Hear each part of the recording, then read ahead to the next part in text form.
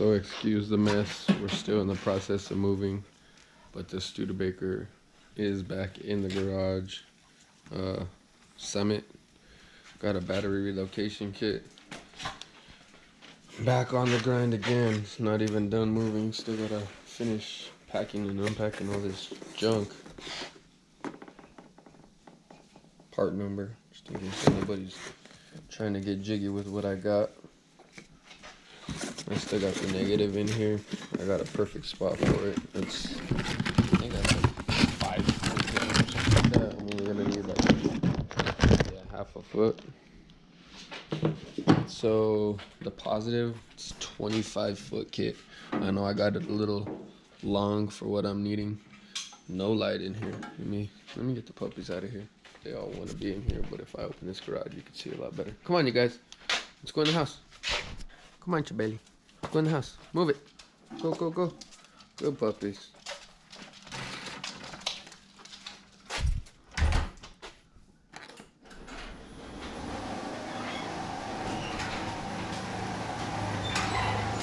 It's all ugly out here. It's raining. Civic. GMC. Right, there's some better light. There's some light. Actually ordering up the 90-degree. It's the bend piece for the starter. It's 2 gauge, 3/8 hole. And then I'm actually waiting on my loom as well as some heat tube, some heat proofing. I don't know, I'm gonna take it as close to OEM as I can. I still got the OEM wire down here.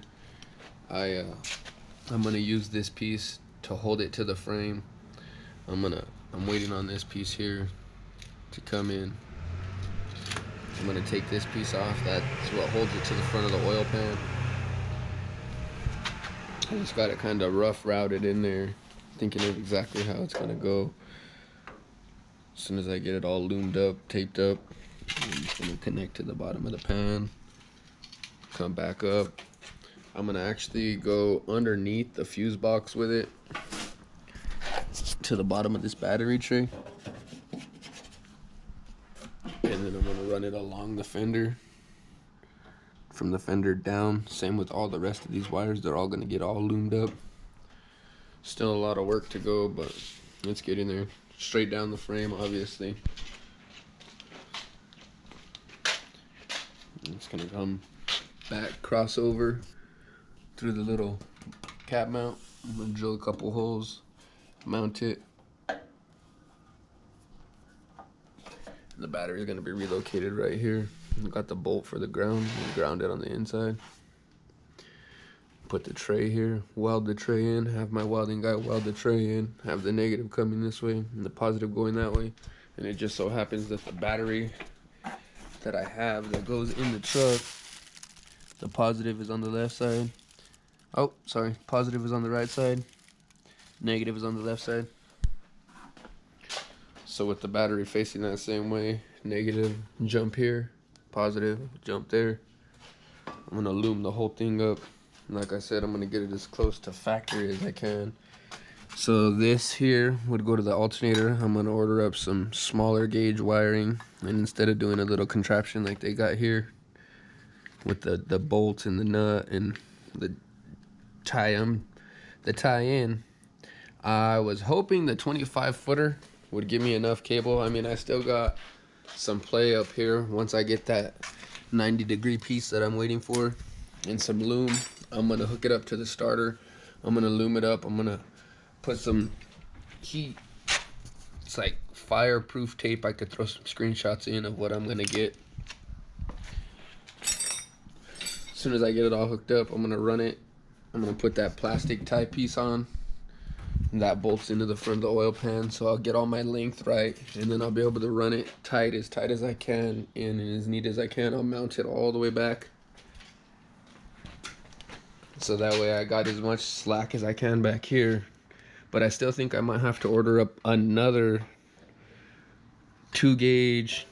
It's gonna be, I don't know, maybe 15 feet or so, because I'm gonna have 2 of them running from the positive, and I'm gonna run a junction box for my alternator wire, so it'll go straight from the battery straight to a junction box.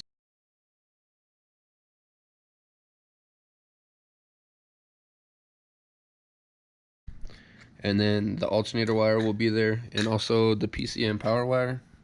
That's going to be on the junction box as well. So it kind of just cleans up the mount. It cleans up the whole bay.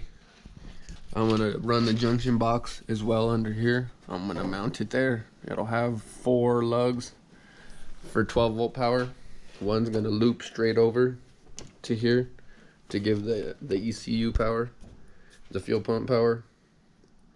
And the other one will go straight up to the back of the alternator. Just trying to clean up the wiring as most I can, try to tuck it the best I can. This all still needs to be finished. I just figured you guys are in need of a good update video, but let me give a back out here. This garage is a mess. Got my dad's Jeep here. Gotta get the Jeep going. Gotta clean up this garage. I'm still putting in work even with the dirty garage, but it's kind of a mission. I'm debating on selling this and trying to better my life, get out of debt, pay off some credit cards. I don't know. I want to get into real estate. I want to get a rental house.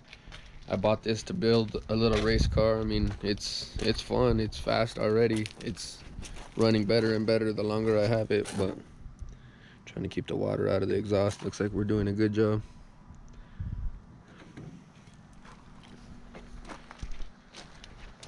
I don't know. I just feel like that's a money pit, and that's a money pit.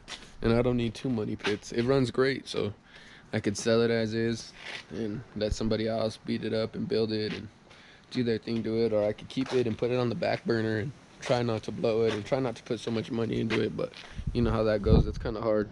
I want to focus on building this, and we all know why. I'm trying to do it with my dad. I want to do it for my dad. I want him to be able to enjoy this truck. He used to really like it. He saved it for me for so long. So many people tried to buy it off him, and he never sold it. He'd always say, oh, that's my son's truck. Oh, that's my son's truck. So I need to get it finished up, and I haven't dumped no money into that. The only thing I did was title it over. I'm waiting for the title to come in. I mean, everything you see is how it was. It was boosted. The only thing I did is I put a $10 gasket on it. I put like a $13 oil line on it, the oil feed line, or the oil drain line, sorry, the return line. It was leaking. I don't know, it needs tires. I don't want to put those on it.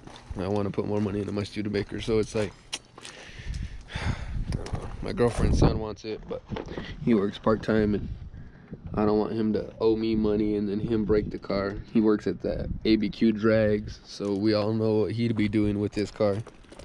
But I let him drive it a couple times. I like the bond we get out of it. It's just, I don't know, we'll see.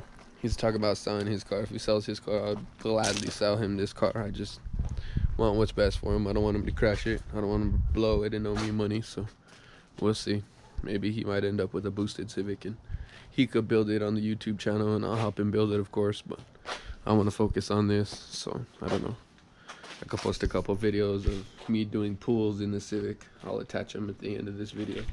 To those that have subscribed, thank you. For those that were thinking of subscribing, go ahead and do it. And thank you as well. You guys have a good one. I'll stay updated. I'm going to go ahead and finish up this wire loom. I work nights now. Now that I work for the Postal Service, I work nights. So I'm going to finish up this wire loom before it gets dark. I'm going to tape it up and loom it all off and run it back down. I'm back on it, you guys. I'm back on it. I'll get it driving soon. The